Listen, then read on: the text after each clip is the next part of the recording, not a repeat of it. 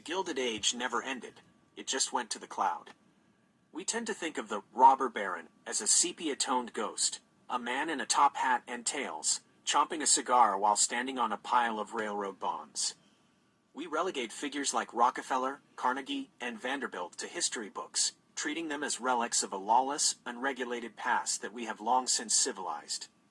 But this is a dangerous illusion. The robber baron was never merely a historical figure. He was an archetype of unchecked accumulation. And if you look closely at the economic landscape of the 2020s, you will see that the archetype hasn't vanished. It has evolved, scaled, and become more intimate with our daily lives than a railroad tycoon could have ever dreamed. The robber barons are not history. They are bigger, faster, and more omnipresent than ever. 1. From railroads to reality. The original robber barons built their empires on physical infrastructure. They owned the steel, the oil, and the rails. If you wanted to move goods across the country or heat your home, you paid a toll to a monopoly. Today's titans have moved from owning the rails to owning the reality. The new infrastructure. Modern tech giants do not just control the supply chain, they control the information supply. They own the servers, the algorithms, and the digital public squares where society debates, learns, and communicates. The toll booth. In the 1890s, you paid a fare to ride the train. Today, the fare is your data, your attention, and your privacy. The extraction model has shifted from your wallet to your mind.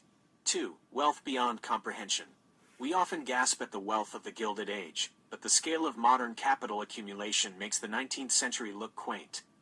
John D. Rockefeller is often cited as the richest American who ever lived when his wealth is adjusted for inflation, controlling roughly 2% of the U.S. GDP. However, the fluidity and global reach of modern wealth is unprecedented. The speed of accumulation. It took decades for the Vanderbilts to cement their dynasty.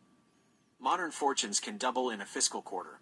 The velocity at which capital moves today allows a single individual to accrue a net worth greater than the GDP of medium-sized nations in the span of a few years. The philanthropic shield. Just as Carnegie built libraries to whitewash the brutal labor practices of Homestead Steel, modern billionaires use high-profile philanthropy to rehabilitate their images. It is the gospel of wealth, rebooted, the argument that society should be grateful for the crumbs falling from the table, rather than questioning why the table is owned by one person. 3. The supranational power. The most terrifying evolution of the robber baron is the escape from national borders. Then, a steel magnate could be reined in by the U.S. government, eventually. The Sherman Antitrust Act could break up Standard Oil. Now, modern conglomerates are supranational entities. They operate in a cloud jurisdiction that often hovers above the laws of any single country. If the U.S. threatens regulation, they move IP to Ireland. If Europe threatens taxes, they shift operations to Asia. They are not citizens of nations, they are nation-states unto themselves, with their own user bases, populations, and terms of service, laws. 4. Monopolizing the future.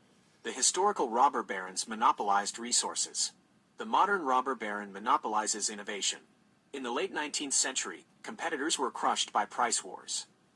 Today, competitors are simply bought before they can become threats.